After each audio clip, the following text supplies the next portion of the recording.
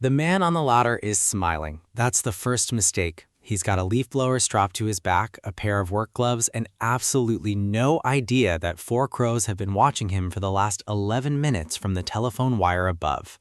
He climbs. He reaches for the nest tucked into the gutter. He touches it, and that's when the sky opens up. Not rain, wings. 6 crows, not 4, 6, because apparently word travels fast, drop out of a maple tree like they've been rehearsing this. One dives at his head, one screams directly into his ear canal, one times a strike so perfectly that the man flinches, grabs the gutter for balance, and the gutter, old aluminum held on by a single rusted screw and pure optimism, simply gives up on life. He does not fall gracefully. Nobody falls gracefully off a ladder.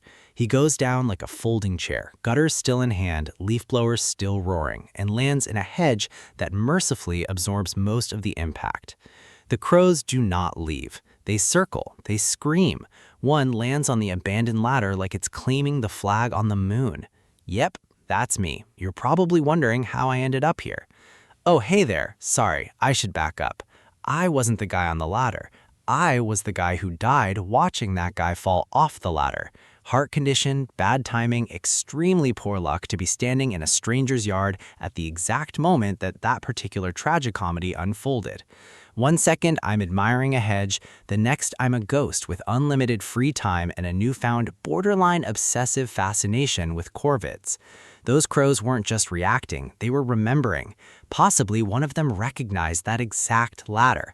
Because it turns out crows don't just get angry. They keep records. They keep files. Somewhere in that small, glossy skull is a filing cabinet with your name on it. And once you're in it, you are in it for a very, very long time. Let's open the drawer. Part 1. The filing cabinet nobody told you about. Crows can recognize individual human faces, remember them for over a decade, and never once confuse you for someone else, even if you change your hat, your coat, your car, or your entire personality. This isn't folklore. A team at the University of Washington, led by wildlife biologist John Marsloff, tested it directly.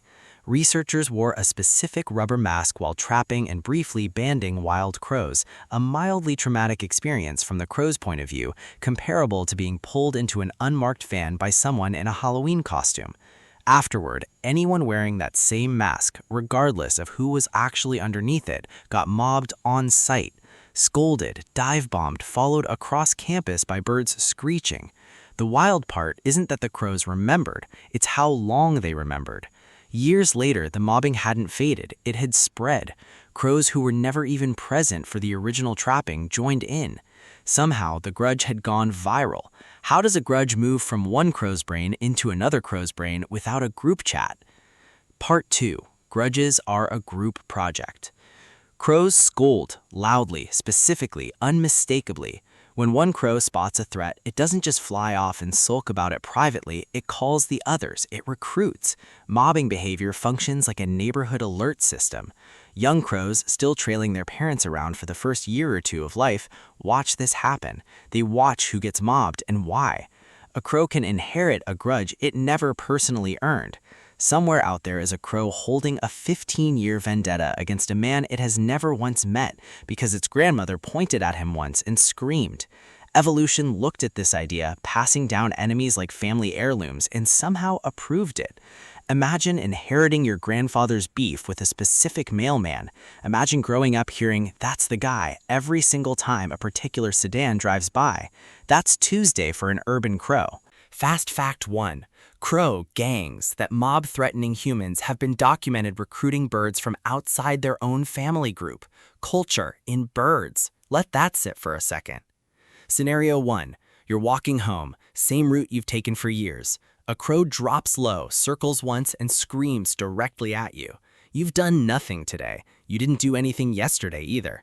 11 years ago, in a different jacket at a different job, you accidentally startled a nest while trimming a hedge.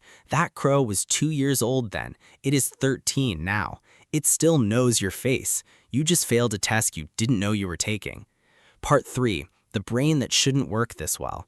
People usually say, well, sure, but it's a bird brain. Crow brains are small in overall size, but the neuron density packed into the forebrain rivals that of some primates. Researchers studying corvid and parrot brains found neuron packing so tight, like brain tissue crammed into a subway car during rush hour. This matters because facial recognition, long-term memory, and social learning all require serious processing power. Birds accomplish this with a completely different brain architecture than mammals. Evolution built a second entirely separate blueprint for intelligence, and nobody told the crows they were supposed to be less capable because of it. You thought a walnut-sized skull couldn't hold a grudge that outlives a car lease. Reality check. Crows exposed to the dangerous mask showed heightened activity in brain regions associated with fear and threat processing, functionally similar to how the amygdala operates in mammals. It's the neurological equivalent of your own brain lighting up the exact same way whether you're looking at a snake or your terrible ex's contact photo. The crow brain doesn't file annoying and genuinely threatening faces differently. It just files known enemy, full stop, and keeps that folder open indefinitely. Myth 1. True or false? Myth. Crows attack people randomly out of pure aggression for no discernible reason. Reality. False. Nearly every documented case of crow aggression toward humans traces back to either nesting season territorial defense or a specific learned negative encounter. Crows are not chaos agents. They're extremely well-organized accountants of personal grievance. Random aggression would be evolutionarily expensive. If you're getting mobbed, you're not unlucky. You're a line item. Part 4. What is actually going through its head? Making crows sound like tiny caped vigilantes plotting revenge with a corkboard and red string. Crows can distinguish individual human faces reliably and store that recognition long-term. This recognition is tied to an emotional style response. Whether crows experience anything resembling a grudge, nobody's fully inside a crow's head, dead narrator included. The behavior is specific, targeted, persistent, and socially transmitted. Whether there's a little voice in there going, "Not this guy again," is a question science hasn't closed the book on. Part 5. The payback isn't always loud. Not every grudge looks like a mob descending from a maple tree. Sometimes it's quieter. Crows have been observed avoiding specific areas, specific routes, specific yards for years after a negative encounter, essentially redlining a person's entire property out of their daily flight path. No drama, no screaming, just a crow that simply decides your block doesn't exist anymore. This is less master strategist plotting an ambush and more tiny caffeinated accountant quietly removing your business from the budget. No confrontation, just consequences. Myth 2. True or false? Myth. Birds can't tell individual humans apart. We all look the same to them, the way people assume all crows look the same to us. Crows reliably distinguish individual human faces, even across changes in clothing, hats, and context. Crows may have more difficulty distinguishing between similar-looking vehicles. Facial recognition in corvids has been directly tested repeatedly across multiple research groups. The assumption that a bird could never says a lot more about human ego than about bird cognition. Fast fact 2. Crows have been observed appearing to bring small items, buttons, shiny scraps, bottle caps, to humans who regularly and gently feed them.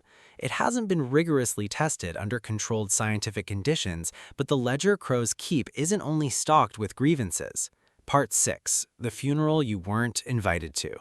When a crow dies, other crows gather. They call loudly. Sometimes dozens show up within minutes, seemingly from nowhere. Crows appear to be using the dead body as a data point. In experiments using taxidermied crows placed on the ground, live crows gathered, scolded loudly, and afterward avoided the area, sometimes for days. If a human was standing nearby holding the dead crow, that human got added to the mobbing list too. Guilt by proximity.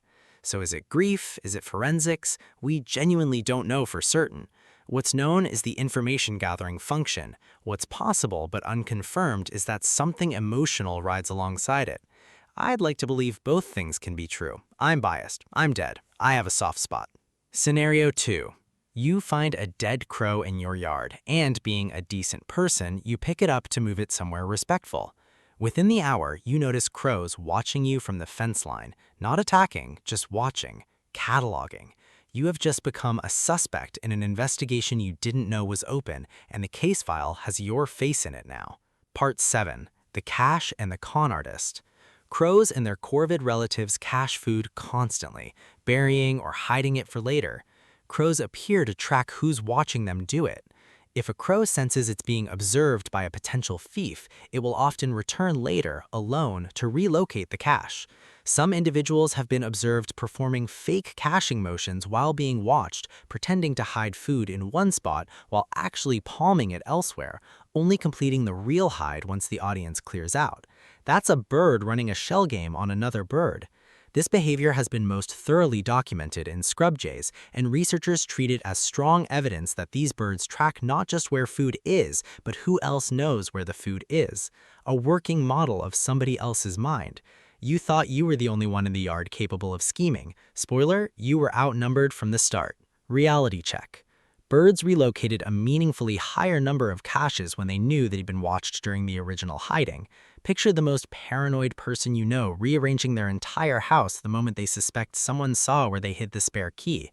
Now picture that happening in a hedge for a peanut, and you've got the basic shape of it. Part 8. The exception to the rule.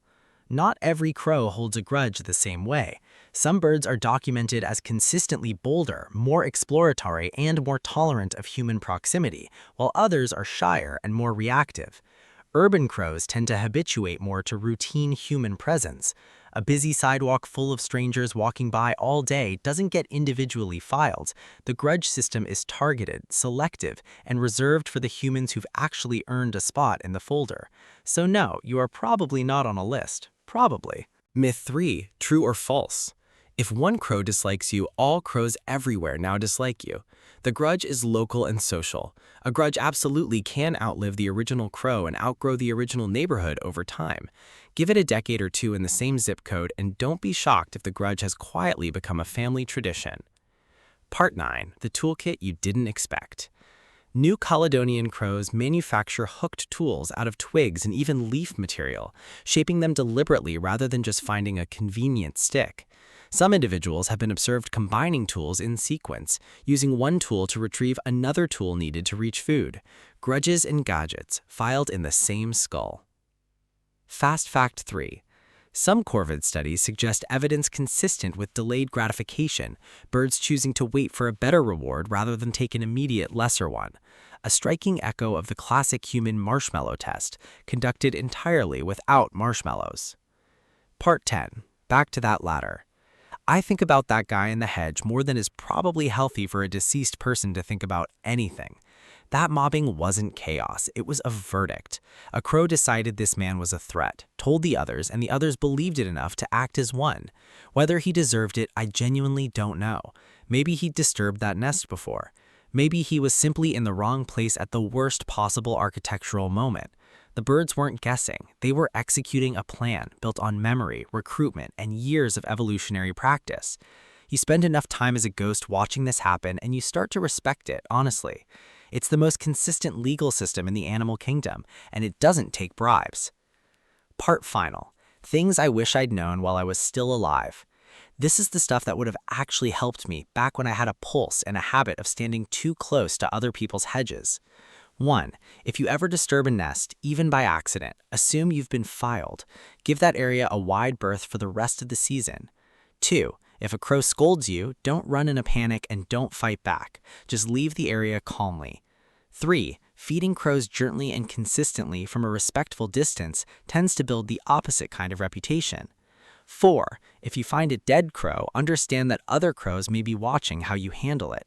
Move with calm, unhurried respect. 5. Never assume bird brain means simple. Underestimating it is exactly how people end up in hedges. 6. Grudges can be inherited. The humans who live there may be paying for a debt incurred by someone else entirely, possibly before they even moved in. 7. Personality varies bird to bird. Boldness isn't the same thing as animosity. 8. Wearing a hat or an umbrella during the few weeks nesting season lasts is a remarkably effective low-effort solution. 9. Respect the mob. It's an evolved, socially coordinated defense system that's been fine-tuned over millions of years. 10. Check your ladder. Check your gutters. You never know who's been filed, who's watching, and who's finally decided today's the day the account gets settled. I never got to learn most of this while I had the chance. I've got nothing but time now, which is either a curse or the best seat in the forest, depending on the day. I'll be here, watching, taking notes, occasionally still flinching at ladders even though I no longer technically have legs to fall off one. If you ever feel a crow watching you a little too closely, don't panic. Just ask yourself honestly what you did in the last decade that might still be open on somebody's desk. If you want more videos like this, subscribe.